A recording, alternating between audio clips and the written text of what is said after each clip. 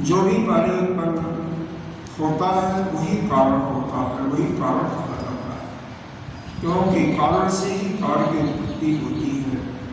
लेकिन वह अज्ञान के कारण इसको बताने में असमर्थ। अगर इसका फिर कहा गया, सिद्धांतवादी ने सिद्धांत पक्ष रखा कि यदि जुगपद दोनों का उत्पादन होता है तो वह कैसे हो जाएगा? जैसे विशाल खरगोश के विशाल होता है या गाय की, फिर ये हो जाएगा कि वह गाय से पहले हुई या गाय हुई, तो उसको बताइए।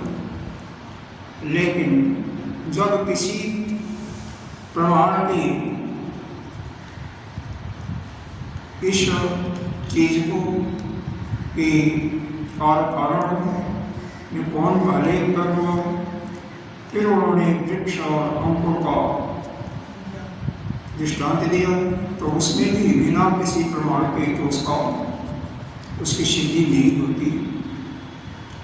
और दूसरी बात उसमें यह है कि अगर बीज और अंकुर को देखा जाए तो बीज उत्पन्न हुआ, उसके बाद अंकुर हुआ, फल हुआ, फिर इसके पूर्व में बीज हुआ, तो यह आदिमान अनादिमान न होकर के आदिमान हुआ। इसको अनादिमान नहीं, क्योंकि पहले भी इन वादियों ने जगत की उत्पत्ति की जब बात आई थी तो उन्होंने जगत की उत्पत्ति को अनादि नहीं स्वीकार किया था। वो कहते कि नहीं, आदिमान नहीं, अनादिमान न करके आदिमान ही है। इस तर्क, उन्हीं के तर्क के द्वारा इस जगत की उत्पत्ति न सदवस्तु से सिद्ध हो रही है न असत से, क्योंकि सत का न्यायिक वैशेषिकों ने खंडन किया कि सत से किसी वस्तु की उत्पत्ति नहीं हो सकती है और असत से किसी वस्तु की उत्पत्ति नहीं हो सकती। उसको यह शांत मत वालों ने खंडन कर दिया। अब इसका तात्पर्य क्या हुआ? 19वीं कारिका में स्पष्ट रूप से कह दिया गया कि इसका मतलब है आजादीवाद को ही, यानी अद्वैत को ही वो सिद्ध कर रहे हैं। तो न तो वो किसी प्रमाण को दे पा रहे हैं, न तो कौन सा पूर्व में उत्पन्न हुआ और कौन सा बाद में, क्योंकि जो पूर्व में होगा उत्पन्न होगा वही कारण होगा।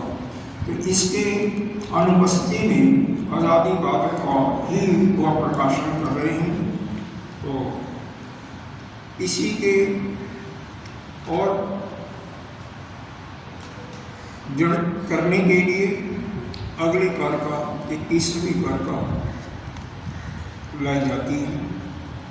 इसकी संगति है कथम बुद्धि अजाति परिदीप्ते इति आह। बुद्धि मीन्स पंडित लोग, विद्वान लोग, अजाति को ही कथम कैसे परिदीप्त, परिदीप्त माने प्रकाशित किया है, आवाणी किया है। इस पर क्या कहते हैं? ये 21वीं कारिका। पूर्व परा अपरा अज्ञानम अजाति परिदीप्तुम जाय, पढ़ेंगे। पूर्व अपरा परिज्ञानम जाते, इतना ही पढ़िए। पूर्व परा परिज्ञानम, पूर्व परा परिज्ञानम अजाते परिदीपकम, अजाते परिदीपकम जायमानात् हि वै धर्मात्, जायमानात् हि वै धर्मात् कथं पूर्वं न गृह्यते, कथं पूर्वं न गृह्यते। देखिए, परा और अपर दो चीजें होती हैं कि पहले कौन है और अपर माने बाद में कौन है। पूर्वापौर के नाम से इन्होंने बताया। तो पूर्व और अपर परिज्ञानम अजाति, यह पहले कौन उत्पन्न हुआ और बाद में कौन हुआ, यह अज्ञान के कारण ही, क्योंकि क्या है इसका संधि करेंगे तो पूर्व परा अपरि, पूर्व परा और अपरि अज्ञानम अजाते, तो वह अज्ञान के कारण ही पहले कौन उत्पन्न हुआ और अपर बाद में कौन हुआ उसको बताने में वह असमर्थ हैं, जिससे अजात पक्ष का ही या अद्वैत पक्ष का ही परिदीपिकम यानी प्रकाशन हुआ या उसी की सिद्धि हुई। जयमानात ही वही धर्म, यहाँ पर धर्म का अर्थ कारण लगाएंगे। अगर कार्य की किसी की उत्पत्ति होती है, निश्चय ही अगर कार्य की उत्पत्ति होती है तो कारण उसका पहले होगा। कथम पूर्वम न ज्ञाते, वह कारण पहले क्यों नहीं होगा, क्योंकि बिना कारण के वह कारण को ग्रहण नहीं किया जा सकता। यही चीज़ें मेरे ख्याल से 3-4 दिन हो गया होगा, यही हेतु फल शायद 15वीं या 16वीं वार्ता से चल रही है, 14वीं से चल रही है, शायद इसके पहले भी हो। 14वीं से तो बिल्कुल हेतु और फल का ही चल रहा है, 21वीं कार्य हो गई। वो क्या रहा है, सिद्धांत पक्ष पूर्ण रूप दृढ़ता के साथ, डंके की चोट के साथ कह रहा है कि तुम्हारे ही सिद्धांत के द्वारा न तो सत्य की जो विद्यमान वस्तु है सत्य की उसकी उत्पत्ति होती है, न असत्य की उत्पत्ति होती है। तो तुम हमारे ही पक्ष को सिद्ध कर रहे हो, लेकिन फिर भी उन्होंने कहा कि नहीं आप हमारे साथ छल कर रहे हो। तो उन्होंने कहा ठीक है, आप ये बताइए तो सही, पहले कौन उत्पन्न हुआ और कौन बाद में। हम तो सिर्फ आपसे ही पूछ रहे हैं, क्योंकि जो पहले उत्पन्न होगा वही कारण हो जाएगा, बाद में उत्पन्न हो जाएगा कार्य हो जाएगा। फल है तुम्हें से बता दीजिए, लेकिन अज्ञान के कारण आप बताने में असमर्थ हैं। इतना पीछे के कार्यक्रम में कहने के बाद फिर उन्होंने कहा कि नहीं, जैसे बीज और अंकुर उत्पन्न होता है वैसे यह हुआ कि बीज अंकुर यदि अनादि यह सिद्ध होता, क्योंकि यह अपने आप में ही संदिग्ध है, यह अनादि नहीं बल्कि यह आदिमान है।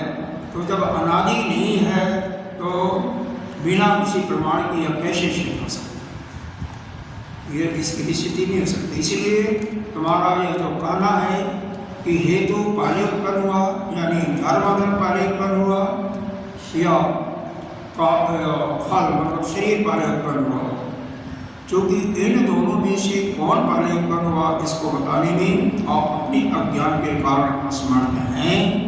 इसलिए कार्य कारण का अभाव होने के कारण किसी वस्तु की उत्पत्ति नहीं होती, यही सिद्ध होता है। इसका तात्पर्य है कि अजातवाद का ही जन्म होता, अजातवाद की ही सिद्धि होती है। अर्थात आप सभी लोग जो वादी लोग हैं अद्वैतवाद को ही प्रकाशित कर रहे हैं। इसमें कौन कौन है, एक तो सांख्यवाद है, सांख्य दर्शन, जो कि सत्य की उत्पत्ति को सिद्ध करता है, कोई विद्यमान वस्तु है उसी की उत्पत्ति होती है। न्यायिक और वैशेषिक उसका तो खंडन करते हैं, उसको कहते हैं नहीं सत्य की उत्पत्ति नहीं हो सकती, और असत से की उत्पत्ति होती है, असत से असत को यानी जो विद्यमान नहीं है उसी की उत्पत्ति होती है। इसका खंडन फिर सांख्य दर्शनावलंबी लोग करते हैं कि जैसे विशालवत, जैसे सींग खरगोश की सींग नहीं होता उसकी उत्पत्ति नहीं हो सकती, उसी प्रकार से असत की उत्पत्ति, असत से किसी वस्तु की उत्पत्ति नहीं हो सकती। इन्होंने दृष्टांत दिया था वैशेषिकों ने, विद्यमान वस्तु के लिए जैसे आत्मा विद्यमान है तो उसकी उत्पत्ति नहीं हो सकती, इसका मतलब जो वस्तु विद्यमान उसकी उत्पत्ति नहीं हो सकती।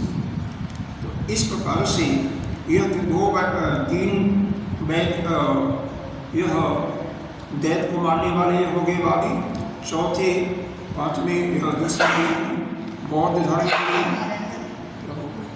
धर्म के अंदर विज्ञानवाद योगाचार्य लोग हैं जो क्षणिक सिद्धांत को मानने वाले हैं कि परिवर्तन इस सृष्टि में क्षण में होता है। और दूसरा है मध्यांतरी जो कि शून्यवादी हैं। तो हाँ, तो इन सभी मतों का यहाँ पर इस कारिका में खंडन किया जा रहा है। इसमें 6 विकल्प दिए गए हैं। पहले पूर्व जैन धर्म भी नहीं मानता है, लेकिन उसका यहाँ पर नाम नहीं दिया गया है, वो भी उन्हीं के साथ आ गया है। जैन धर्म, बौद्ध धर्म और चार्वाक, तीनों जो है यह आस्तिक नहीं है, यह नास्तिक धर्म के अंतर्गत आते हैं। क्योंकि यह तीनों जो हैं, बल्कि बौद्ध में तो 4 हैं, यह सभी जो हैं हमारे वेद को नहीं मानते हैं। और जो वेद को नहीं मानता है उसको हम नास्तिक कहते हैं, और जो वेद को मानता है उसको हम आस्तिक कहते हैं।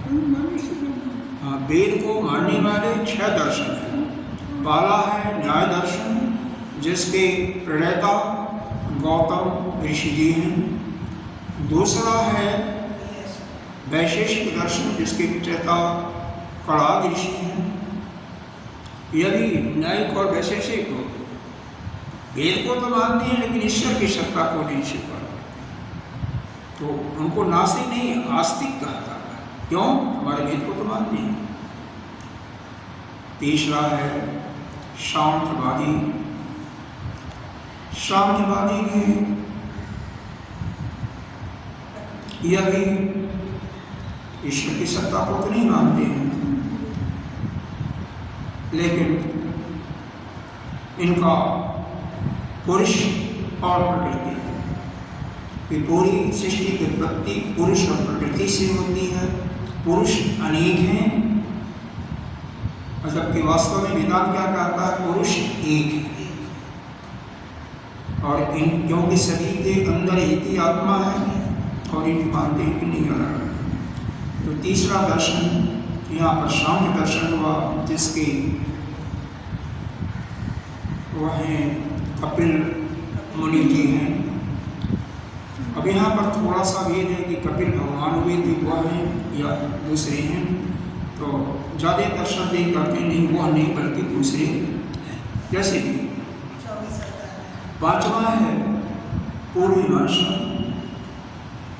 पूर्वमीमांसा का इसके प्रणेता हैं जैमिनी ऋषि, जो वेदव्यास जी के शिष्य हैं। और हाँ, जैमिनी ऋषि। और छठा है उत्तर मीमांसा, जिसके प्रणेता स्वयं वेदव्यास जी हैं। तो ये 6 आस्तिक हैं, और 4 नास्तिक, 4 वाक जैन धर्म, और बौद्धों में फिर 4 हो जाते हैं। चारों का नाम आपको बताया था। तो विशेष करके बाह्य और अंतरवादी मानी जाती हैं। तो यहाँ पर इसका अर्थ देखिए कारिका का। पूर्वम परा अपरा अपरि।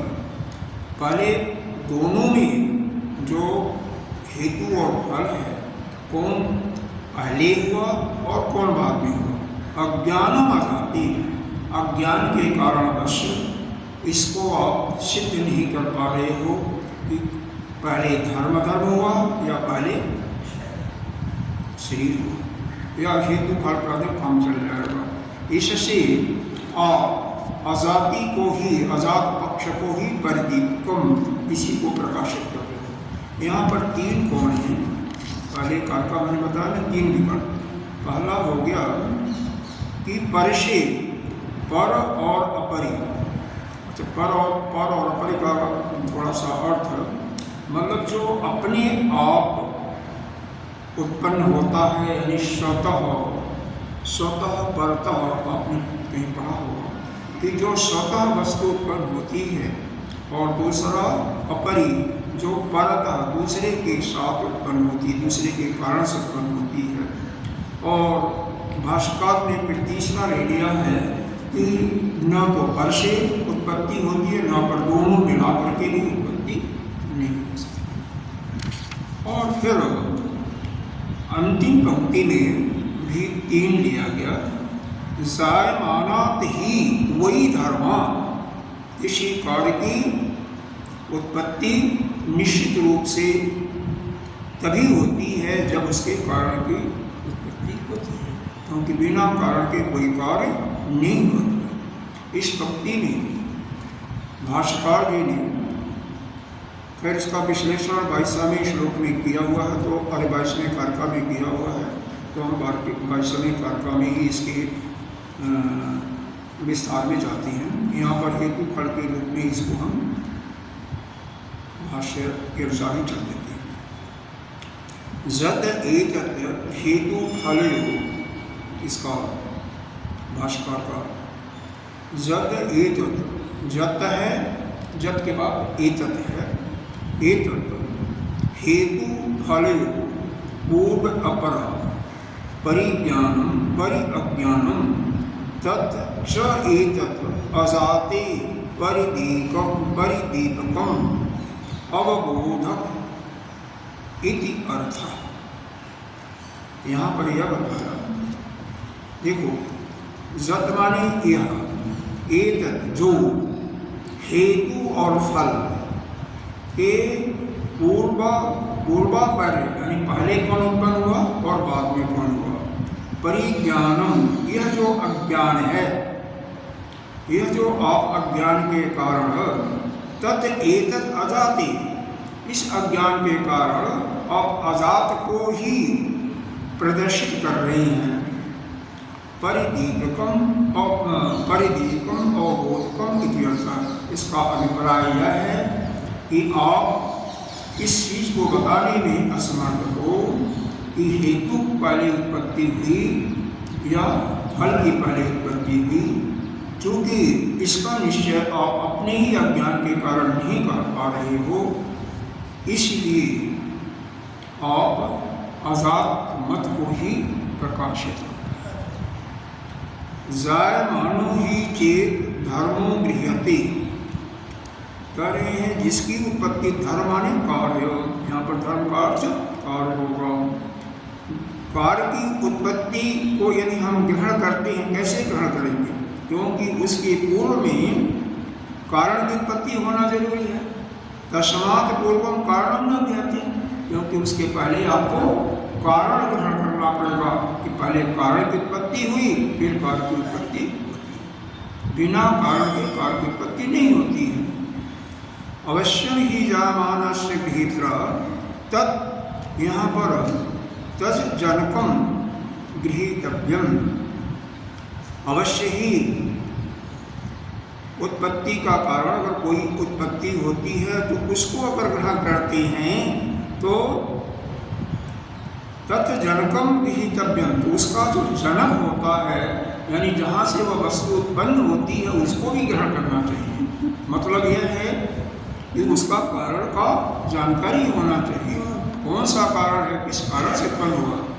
जैसे घट पट इत्यादि कोशा इत्यादि बनती हैं, तो उसका जनक क्या है, वहाँ पर मिट्टी है ना, कुम्हार बनाता है, लेकिन उपादान कारण क्या, मिट्टी है, और मिट्टी प्रत्येक बर्तनों में अनुसूत होता है। इसी प्रकार से सोने की ज्वेलरी है, तो सोना हर एक में, जितने भी ज्वेलरी हैं, चाहे वह नाम जो भी लेना, कड़ा इत्यादि जो भी माला इत्यादि, तो हर एक में वह अनुसूत होता है। तो जन्य जन कहो संबंध स्यात् इति अपेतत्वात्, अपेतत्वात् का मतलब होता है अनिवार्य। जन्य और जनक यानी कार्य और कारण, इन पदार्थों के संबंध अनिवार्य है। तो जो पैदा होता है और जनक जो उसका पिता होता है, दोनों का संबंध अनिवार्य रूप से होता है, यानी बिना पिता के पुत्र नहीं होगा। यहाँ पर पिता का अर्थ कारण के रूप में लिया गया और पुत्र के रूप में कार्य को कहा गया। तस्मात् आजाति पर दीपकम इति अर्थ, तस्मात् मतलब इसलिए आप अजाति को ही प्रकाशित कर रहे हो, मतलब अद्वैत सिद्धांत को ही आप प्रकाशित कर रहे हो। बात कुछ नहीं है, यही है कि कौन सा पहले उत्पन्न हुआ, कौन सा बाद में। झगड़ा यही है। ये 14 कारका से लेकर के यहाँ तक यही चल रहा है। कारण कुछ नहीं, कुछ दिया जा रहा है, कुछ नहीं दिया जा रहा, और सब यह जो बीज अंकुर का दिया गया यह भी असंदिग्ध था। और कोई भी असंदिग्ध प्रमाण होता है जिसके होने में ही शंका होती है तो उससे उसको प्रमाण नहीं माना जा सकता। इसलिए उसको प्रमाण न मानते हुए हेतु और फल का यह सिद्ध नहीं हुआ कि कौन इनमें से पहले उत्पन्न हुआ, कौन नहीं हुआ। अगले कारका के लिए संगति देती हैं। इतश्च न जायते किंचित, इसलिए कोई भी वस्तु जायमान, कोई वस्तु उत्पत्ति नहीं होती है। क्यों नहीं होती है? तो उत्पन्न होने वाली वस्तु के लिए यह वैश्विक कारका दी जा रही है। वह उत्पन्न कोई वस्तु कैसे होती है उसके लिए यह वैश्विक कारका है। पढ़िए पहले, सतो वा परतो वापि सतो वा परतो वापि न किंचित अस्तु जायते, न किंचित् वस्तु जायते। सतो वा परतो वापि सतो वा परतो वा न किंचित वस्तु जायते। न किंचित् वस्तु जायते। सत असत, सत असत, सत् असत्, देखो, सत असत सत सद्वापि सत् सत्वापि न किंचित वस्तु जायते। न किंचित् वस्तु जायते। यहाँ पर 6 प्रकार के विकल्पों का साफ साफ किया है। सतो का मतलब कोई वस्तु अपने आप से उत्पन्न नहीं होती। परतो का मतलब किसी दूसरे वस्तु से भी कोई वस्तु नहीं उत्पन्न होती है। परतः, ठीक है। न किंचित वस्तु जायते, मतलब दोनों से। न वापी का मतलब न स्वतः न परतो, दोनों को मिला करके भी किसी की उत्पत्ति नहीं हो सकती। जब स्वतः नहीं उत्पत्ति होती है अलग से और किसी दूसरे वस्तु से भी नहीं उत्पन्न होती है, तो दोनों मिला करके स्वतः और परतों को मिला करके भी उत्पत्ति नहीं होती। यहाँ पर उभयो शब्द स्वामी जी, ये स्वयं, हाँ स्वयं, हाँ स्वयं, स्वयं जो लिंग उत्पन्न करते हैं, 12 लिंग हैं, 12 लिंग हैं, ज्योतिर्लिंग, बराबर है, वो स्वयं है। वो का क्या मतलब? वहाँ पर लिंग की बातें अलग है, क्योंकि वह जो अपने आप उत्पन्न होते हैं, यही भगवान शिव का ज्योतिर्लिंग अपने आप उत्पन्न हुआ है, तो वह इसके सिद्धांत में नहीं है। दूसरा है नीचे वाले लाइन में शत असत। यह पहले निश्चित हो गया कि शत से किसी वस्तु की उत्पत्ति नहीं होती है, आप ही लोगों ने खंडन किया। असत से भी नहीं हो सकती है, तो सत असत वापी, तो यह दोनों से भी, इसका मतलब किंचित वस्तु न जायते, सत और असत से भी कोई वस्तु की उत्पत्ति नहीं हो सकती। इस प्रकार से यहाँ पर 6 विकल्प दिया गया। पहला विकल्प यह है कि कोई वस्तु अपने आप में उत्पन्न नहीं होती। जैसे घड़ा है, तो घड़े से दूसरा घड़ा नहीं बन सकता। परतः घड़ा है तो उसे पट नहीं बन सकता, मगर एक से दूसरी वस्तु नहीं बन सकती। और दोनों मिला करके घड़ा ही है और परतः वहाँ पर पट भी ले लो तो उससे भी किसी वस्तु नहीं बनेगी। शत, ये तो पहले ही कारकों में हो गया है निर्णय कि शत वस्तु से किसी की उत्पत्ति नहीं होती, और शत से भी किसी की उत्पत्ति आप लोगों ने किया है।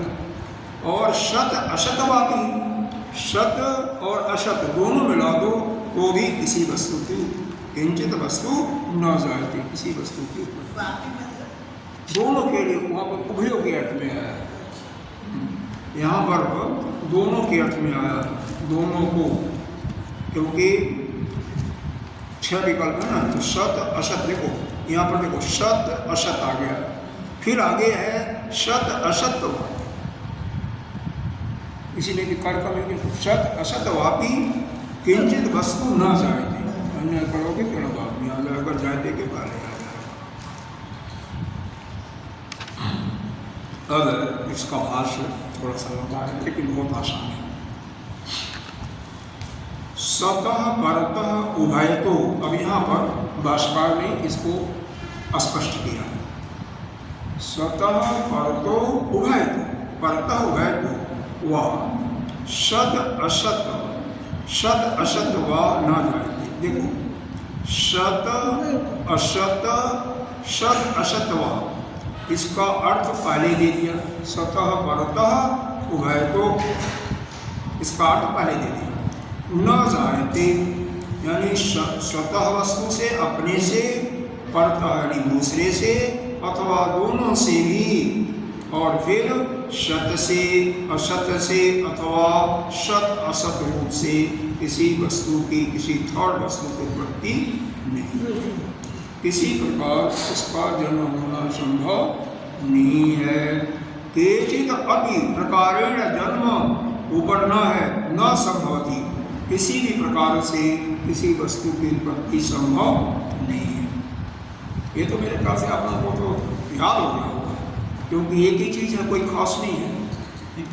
हाँ, न तावत, ये संधि करना थोड़ा सा सीख जाओ ना तो अपने आप अर्थ हो जाए। न, अब देखो ये बहुत बड़ा शब्द है ना, ये बड़ा शब्द है, यहाँ पर ध्यान इसी शब्द पर होगा तब संधि, मैं संधि निक्षेप कर रहा हूँ फिर वो समझ में आएगा। तावत न तावत स्वयं एव, हाँ स्वयं एव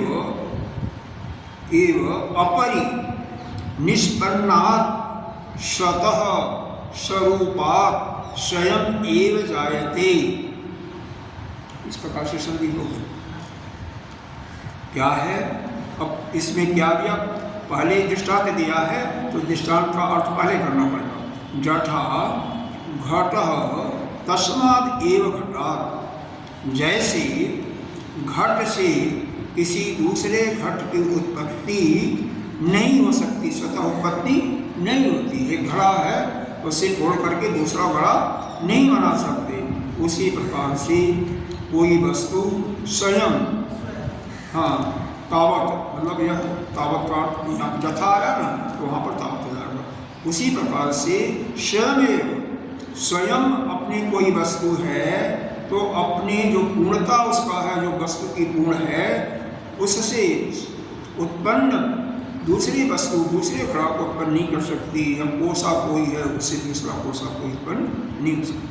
मतलब एक वस्तु जो परिपूर्ण है तो दूसरी भी परिपूर्ण वस्तु उससे नहीं हो सकती। न अपि परतो, न अपि परतो का मतलब न तो परतः मतलब दूसरे, अन्य अस्मात् अन्नो जता घट पटः घटाट पटांतरम, यहाँ पर वही दिया घट और पट का दिया कि जैसे घट से पट की उत्पत्ति या पट से घट की उत्पत्ति नहीं हो सकती, उसी प्रकार से परतः, हाँ किसी अन्य से भी किसी वस्तु की उत्पत्ति नहीं हो सकती। अब यहाँ पर और न तथा न उभयता विरोधा, उसमें जो कि आपस में विरोध है तो दोनों से भी किसी वस्तु की उत्पत्ति नहीं हो सकती। तो यहाँ पर यह 6 विकल्प का खंडन कर दिया। यहाँ पर भी दृष्टांत ही दिया गया, यथा घट पटाभ्याम घटः पटो वा न जायते। अगर घट पट है तो दोनों को मिला दिया तो उससे घट पट की उत्पत्ति फिर नहीं हो सकती है। तो इस प्रकार से जो 6 विकल्प आया, यह सिद्धांती पक्ष ने इसको स्पष्ट बता दिया कि कोई वस्तु है तो अपने आप से उसकी वस्तु की उत्पत्ति नहीं हो सकती। मतलब एक वस्तु विद्यमान है, उससे दूसरी वस्तु की उत्पत्ति नहीं हो सकती। और जो ज्योतिर्लिंग की बात बता रहे हो ना, वो तो विद्यमान नहीं थी, वो तो वैसे ही उत्पन्न हो रही थी। अच्छा, परता दूसरा, किसी दूसरे वस्तु से भी किसी दूसरे की वस्तु उत्पन्न नहीं होती, जैसे घट से पट या पट से घट। और फिर दोनों को मिला करके घट और पट को भी मिला दिया जाए तो भी उससे भी कोई वस्तु न तो घट बनेगा और न तो पट की उत्पत्ति हो सकती है। इस प्रकार से यहाँ पर स्वतः, परतः और उभयो, यह तीन विकल्प, यह और शद, असत और फिर फिर उभयो मतलब सत असत दोनों से किसी की उत्पत्ति नहीं हो सकती। आगे जो दैत्यवादी है वह क्या कहा, न प्रश्न कर रहा है। भाई देखो, यह तभी आनंद भी आता है जब एक आदमी कुछ कहता है और दूसरा उसका कुछ न कुछ, हाँ भाई इसका मतलब सुन रहा, ठीक से समझ रहा है तभी तो कुछ कह रहा है, और जो समझेगा नहीं वो क्या बोलेगा, तो कह रहा है नहीं। यदि आप कहिए कि मृदो घटो जायते पितुष्पुत्र, कि मिट्टी से घड़ा उत्पन्न होता है और पिता से पुत्र का जन्म होता है, तो ठीक है, ये मान लिया ठीक है। अस्ति जायता इति प्रत्यय शब्द से मोहाना, लेकिन यह कैसे है, सिद्धार्थवादी इसको कैसे कह रहा है, उसने कहा नहीं ऐसा नहीं होगा। तो फिर सिद्धार्थवादी यही कह रहा है मृदो घटो, मृद से यानी मिट्टी से घड़ा उत्पन्न होती है और पिता से पुत्र का जन्म होता है। ये मान लिया, ये ठीक है, ये ठीक है, न मान रहा। लेकिन इति प्रत्यय शब्द से मोड़ाना, यह शब्द और इसकी प्रतीति यह मूर्खों द्वारा ही हुआ करती है। क्यों? तो तावेव शब्द प्रत्ययो विवेक भी परीक्षते, क्योंकि विवेकी लोग तो उन शब्द और जो उससे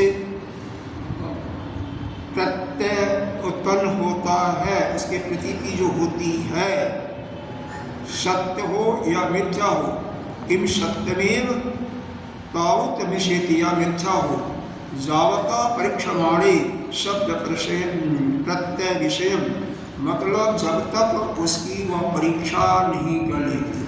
देखो यह ठीक है कि मिट्टी से ही घड़ा की उत्पत्ति होती है और पिता से पुत्र की उत्पत्ति होती है, तो ठीक है, लेकिन केवल यह शब्द यह मूर्ख लोग ही सीधे बोल देते हैं। वो जो बुद्धिमान पुरुष होता है पहले उसकी परीक्षा करता है, परीक्षण करता है, ठीक है। जावत परीक्षमाणे शब्द प्रत्यय विषय वस्तु घटादि लक्षणम शब्द मात्र, वह परीक्षण करके शब्द का मतलब जो शब्द निकला और उसकी जो प्रतीति हो रही है, जो उसका अर्थ निकल रहा है, तो जैसे यहाँ पर घट से, घट मिट्टी से बना, पुत्रादि लक्षण, घट और पुत्र के लक्षण को शब्द मात्र, इसका प्रतीति का वस्तु यह केवल शब्द मात्र ही है। वह वाचार अणम विकारम यह श्रुति न्याय छांदोपनिषद में, और यह केवल यह शब्दों का ही जंजाल है और वास्तविकता कुछ नहीं है। क्या शब्द का यहाँ पर यह कहा गया शब्द आपने बोला, उसका अर्थ कुछ होता है, कुछ अर्थ होता है, तो शब्द और जो उसके अर्थ की प्रतीति या अनुभव हो रहा है, उन दोनों का ठीक ठीक जब विद्वान होगा तो वह दोनों का परीक्षण करके ही उसका रिजल्ट सामने रखता है।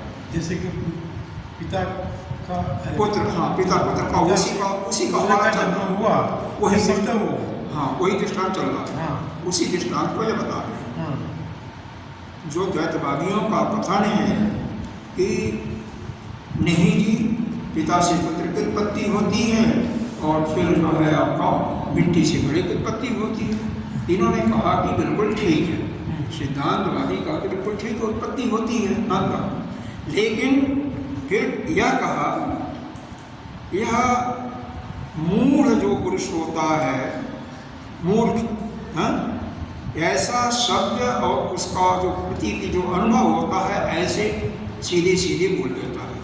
जो मूर्ख होता है बिना सोचे विचारे बोल देता है कि हाँ भाई इसकी उत्पत्ति होती है, लेकिन जो विचारशील पुरुष है ताएव शब्द प्रत्यय विवेक भी, जो विवेकी जो पुरुष है, विद्वान पुरुष है, शब्द और उसका जो प्रतीति होता है, अनुभव होता है, उन दोनों की परीक्षा करके ही कि उसमें से सत्य क्या है और मृथा क्या है, मतलब झूठ क्या है, मिथ्या क्या है, उन दोनों का परीक्षा करके ही वह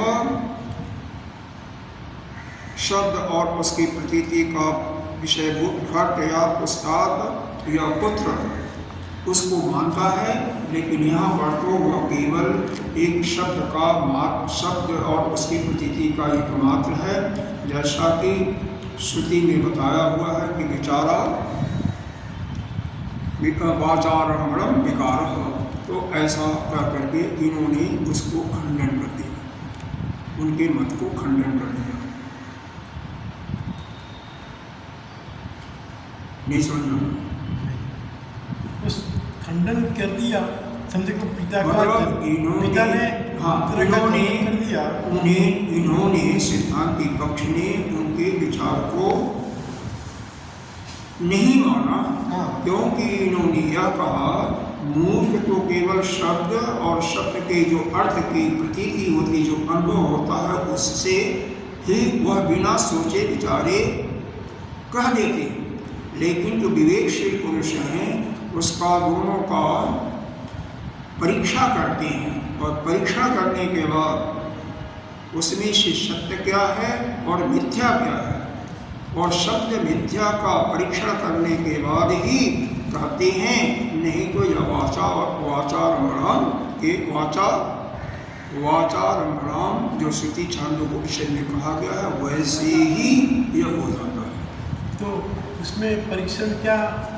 अरे भाई देखो, क्यों अगर मान लो आप यह कहो कि H2O और हाइड्रोजन और वाटर ऑक्सीजन से पानी बनता है, तो ऐसे बिना परीक्षण करे थोड़ी बोला हुआ है। पहले जो सिद्धांत निकाला है परीक्षण करने के बाद ही तो निकाला गया, तो वही है, कहते हैं परीक्षण करने के बाद ही उसको बोला जा सकता है कि सत्य क्या है, मिथ्या क्या है। आप देखो, हाँ, वायुमंडल में हाइड्रोजन और ऑक्सीजन है कि नहीं है? पानी क्यों नहीं बनता? क्योंकि उसके लिए भी कुछ और घटक की जरूरत होती है। नहीं, अभी अपने पिता पुत्र की बात, तो केवल पिता से पुत्र की उत्पत्ति नहीं होती है, किसी और घटक की जरूरत होती है। अच्छा, कैसे उत्पन्न कर सकता पिता को? हाँ, और घटक वही है, जैसे वायुमंडल में हाइड्रोजन और ऑक्सीजन है, उसके लिए जब तक डिफरेंट टेम्परेचर पर वह दोनों का संयोग नहीं होगा तब तक नहीं हो सकता। एक निश्चित टेम्परेचर पर ही दोनों संयोग करते हैं ना। समझ गया। इसीलिए तो 2 मात्रा हाइड्रोजन का होता है, 1 मात्रा ऑक्सीजन का होता है। खैर वो तो पुष्टि पढ़े होंगे, वही जानेंगे, उसके लिए तो खैर यहाँ पर उसकी बात बहुत ज़्यादा डिटेल में नहीं करनी है। शब्द आगे क्या है? शब्द च न जायते, शब्द च न जायते। यदि वस्तु सत्य है तो सत्य व न मृत्यु पित्रादिवत, तो मृतिका और पित्रा आदि के समान वह सत्य होने के कारण उत्पत्ति नहीं होती। जो पीछे बताया गया था उसी का और विस्तार कर रहे हैं। पीछे जो कहा था विचारारंभण के कारण, उसी को पुनः स्पष्ट कर रहे हैं। ठीक है, क्या कर रहे हैं? सत च न जायते, मतलब जो सद वस्तु है वो उत्पन्न नहीं हो सकती है। कैसे? जैसे मृतिका और पिता, मृतिका और पिता आदि के समान सत होने के कारण भी उसकी उत्पत्ति नहीं हो सकती है। फिर आगे क्या किया? यत जत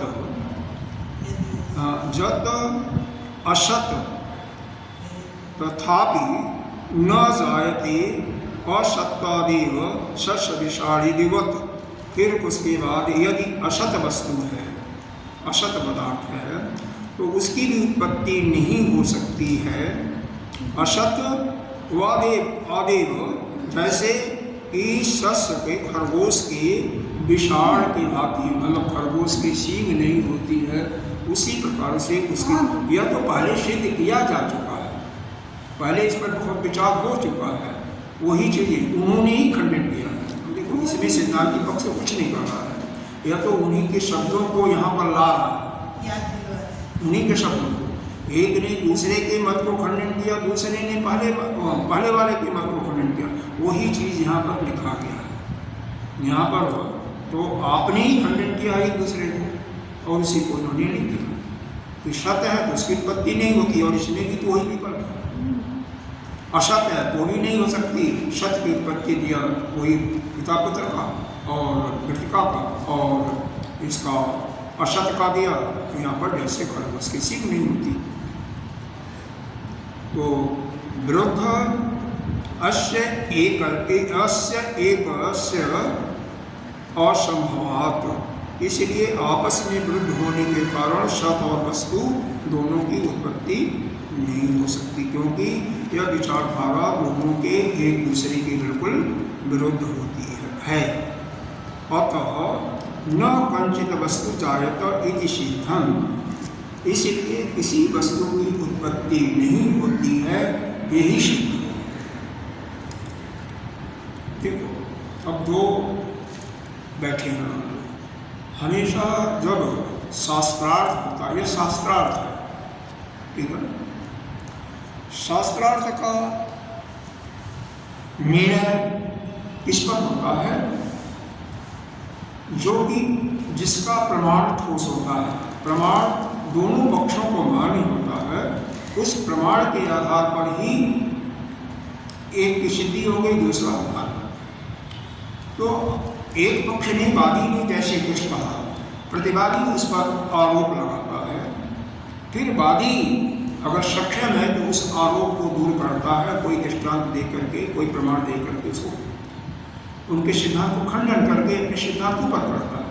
तो इसी प्रकार से यहाँ पर जो है, चूँकि वादी जो है अपने आप ही, चूँकि कई लोग थे इसमें, कई थे, अपने आप में ही एक दूसरे का खंडन करके और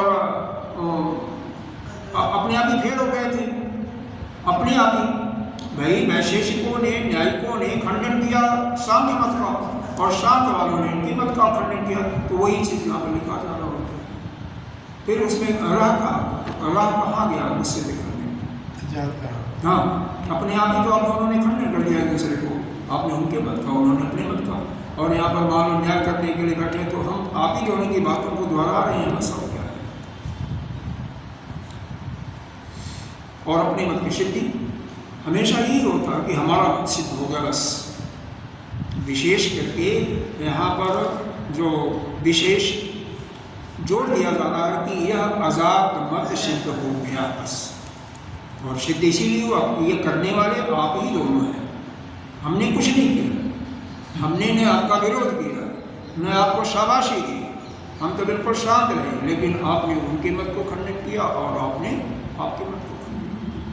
फिर कहाँ है? हाँ, जो जज कौन? हाँ,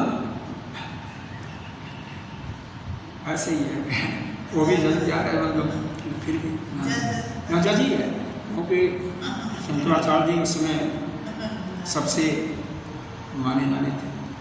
पता हो शास्त्र जो होता है ना, वो हमारे, हाँ, श्रुति ये सब जगह। अतः निश्चित हो गया कि कोई भी वस्तु किसी वस्तु की उत्पत्ति नहीं होती। यही पहले भी कहा जा रहा था, लेकिन लोग नहीं मान रहे थे, पहले कहा जा रहा था, उस समय अगर माने होते तो ऐसा खंडन नहीं होता। लेकिन अच्छा है, ज्ञान के हिसाब से अच्छा है। किसी चीज़ का कारण क्या है? देखो, सत्य वस्तु से किसी की उत्पत्ति नहीं हो सकती, असत से उत्पत्ति।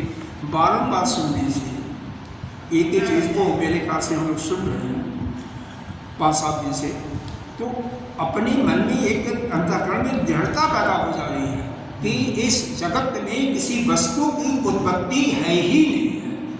यही दृढ़ता हमें करना भी है। अब जिस समय यह दृढ़ता हमारे अंतःकरण में हो जाएगी कि किसी वस्तु की वास्तव में उत्पत्ति नहीं होती, तो हमारी भी उत्पत्ति नहीं हुई, आपकी भी उत्पत्ति नहीं हुई ना। ये जगत है कहाँ? यही तो अपने अंदर दृढ़ करके लाना है, तभी तो वैराग्य होगा। वैराग्य कैसे होगा संसार से? या फिर ऐसा ज्ञान हो जाए कि सबके अंदर उसी परमात्मा ही है, हम ही हैं सबके अंदर,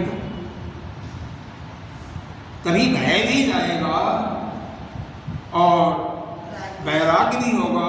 एक दूसरे से राग भी नहीं होगा, एक दूसरे से द्वेष भी नहीं होगा, न तो किसी के प्रति आपकी कामना जागेगी, न क्रोध होगा, न लोभ होगा, सब कुछ समाप्त होगा ना। बाकी सिद्धांत जैसा भी हो, लेकिन कम से कम सब कुछ जो हमारे अंदर दोष हैं, छह विकार हैं, उनकी निवृत्ति यहीं पर हो जाती है। और जब निवृत्ति हो जाएगी, विकार हमारे चले जाएंगे, अपने आप ही हम मुक्त हो जाएंगे, हम हमारे अंदर ज्ञान का प्रकाश हो जाएगा। एक दृढ़ता से बैठ जाए बस। अदृढ़ता से ये प्रकार से तो दृढ़ता से शायद कईयों को बैठ गया होगा, अब नहीं बैठा होगा तो कोई बात नहीं, और भी अभी तो बहुत कार्य का है अभी तो चलेगा ही। अब अगला एक पैराग्राफ और आ गया, इसको भी पढ़ लेते हैं। जेषम पुनः जनि एव जायत इति, इसके विपरीत कह रहे हैं जेषम, इसके विपरीत कौन है? बौद्ध वाले हैं, जो क्षणिक मात्र क्षणिक सिद्धांत वाले, विज्ञानवाद मानने वाले हैं, योगाचार्य हैं, जो क्षणिक सिद्धांत को मानते हैं कि क्षण क्षण में यह सृष्टि में परिवर्तन होता रहता है, तो उनके लिए कह रहे हैं। जेषम पुनः मतलब पुनः जनिए का मतलब ये बौद्धों का जो मत यह है कि जिनके मत में जन्म क्रिया का जन्म होता है, छायत इति क्रिया कारक और फल, तम अभी उपगम्यते क्षणिकत्वं च वस्तुनः, वह क्रिया कारक और फल की वस्तु का वह क्षणिकत्व स्वीकार करते हैं, क्षणिक विज्ञानवादी हैं, क्षण क्षण में परिवर्तन होता है। अरे यह तो बात तो हम भी मानते हैं कि इस संसार में क्षण क्षण में परिवर्तन होगा, ऐसा नहीं है। हर एक का सिद्धांत में कुछ अच्छाइयाँ भी हैं। अरे छो दर्शन क्या, नास्तिक दर्शनों से कुछ सिद्धांत तो बहुत अच्छे हैं जो कि लिया जाता है, कुछ अच्छाइयाँ हर एक में, ऐसी बात नहीं होता तो क्यों पढ़ा। ते मूर्त एवं न्यायोग्यता, क्योंकि यह तो जो दूसरे हैं शून्य मत वाले, वो तो बिल्कुल युक्ति शून्य ही है। इदम एकदम इति एव धारण क्षणांतर क्षण अंतरण अवस्था अनुभूतस्य अस्मृतस्य अनुपत्तेश, इस प्रकार निश्चय करके एक क्षण से दूसरे क्षण में जब कोई वस्तु स्थित नहीं हो सकती, जैसे अभी है क्षण में और दूसरे क्षण में उसका परिवर्तन हो जाता है, तो उसका अनुभव कैसे होगा? कोई विचार आया, विचार पर आपने जोर नहीं दिया, दूसरे क्षण में विचार अपने आप परिवर्तित हो गया, तो आपके अंतःकरण में उसका अनुभव तो कुछ नहीं होगा। यही तो आप ध्यान की प्रक्रिया में जो यह कहा जाता है कि शांति से बैठो, विचार अपने आप, विचारों की तरफ ध्यान मत दो, अपने आप ही शून्य में चले जाओगे, तो ऐसे ही होता है। विचार आएंगे और चले जाएंगे, विचार आएंगे और चले जाएंगे, केवल आपको साक्षी भाव से निहारते जाना है। इसी सिद्धांत पर तो यहाँ से बहुत कुछ मिलता है। कोई भी अगर 5 मिनट का भी साधना करे तो उससे बहुत कुछ मिलने लगता है। केवल बैठ करके 5 मिनट 2 बार दिन में 3 बार कुछ नहीं देखना, जो भी विचार आ रहे हैं बस साक्षी भाव से देखते रहो, बस कुछ नहीं करना, किसी चीज चिपकना नहीं, बस धीरे धीरे विचारों की श्रृंखला कम होती जाएगी। इसी सिद्धांत पर तो खड़ी बात यहीं पर, यहाँ पर भी उसी सिद्धांत का दृष्टांत दिया जा रहा है। आपका जो सिद्धांत है क्षणिकवाद कि एक क्षण से दूसरे क्षण में परिवर्तन हो जाता है, तो उसका पहले क्षण में जो घटना घटी उसका अनुभव तो आपको अंदर हो ही नहीं पाएगा, है? तो जब उसका उस पदार्थ का अनुभव नहीं होगा तो बिना अनुभव के पदार्थ की स्मृति याददाश्त कैसी बनी रहेगी? वह तो असंभव है ना। जो आपको कोई विचार आया और चूंकि अगले क्षण ही वह विचार चला गया, तो पहले जो विचार आया था उसका अनुभव तो आपको हुआ नहीं। जब अनुभव नहीं हुआ तो स्मृति में, आपके याददाश्त में भी नहीं आएगी, तो आपके स्मृति में आना वह असंभव सा है। तो असंभव में या फिर स्मृति में नहीं आ रही है, इसी प्रकार से किसी वस्तु की उत्पत्ति कैसे हो रही है। क्षणिकवाद सिद्धांत और शून्यवादी सिद्धांतों का, शून्यवादी में तो उत्पत्ति का कोई प्रश्न होता ही नहीं, हो तो न्याय के बिल्कुल विरुद्ध है। क्षणिकवादी जो सिद्धांत है जो योगाचार्य वालों का, तो उसके अंदर भी किसी वस्तु की उत्पत्ति कैसे हो सकती है, क्योंकि एक क्षण से दूसरे क्षण में तो आपके सिद्धांत के अनुसार परिवर्तन वस्तु का हो रहा है। कोई पदार्थ पहले स्वरूप में दूसरे क्षण में नहीं रहेगी, जब उसी रूप में नहीं रहेगी तो उसका अनुभव आएगा नहीं, तो आपको स्मृति में ही रहेगा, तो दूसरे क्षण में किसी वस्तु की उत्पत्ति कैसे हो, यानी किसी वस्तु की उत्पत्ति नहीं हो सकती। ये जैन मत बताया था ना, जन्म क्रिया का ही जन्म, वो समझ में नहीं आया। हाँ, कौन सा? जी बौद्धों के मत में, बौद्धों का देखो, जन्म क्रिया का ही जन्म होता है। हाँ, देखो बौद्धों का मत क्या है, क्रिया कारक और फल कि पुनर्जन्म होता है, इस चीज़ को मानते हैं, जन्म होता है। तो जन्म होता है, तो अब यहाँ पर आपका सिद्धांत क्या है, शून्यवादियों के लिए तो ये संभव ही नहीं है, क्योंकि वो तो शून्य सब कुछ मानते हैं। जो दूसरे योगाचार्य हैं, जो विज्ञान मत को मानने वाले हैं, क्षणिक मानते हैं कि सृष्टि का क्षण क्षण में परिवर्तन होता है। तो इसका तर्क ही दिया गया कि एक क्षण में जो विचार आया, दूसरे क्षण में ही उसका परिवर्तन हो गया, तो आपके अंतःकरण में उसका अनुभव तो आपको हुआ ही नहीं।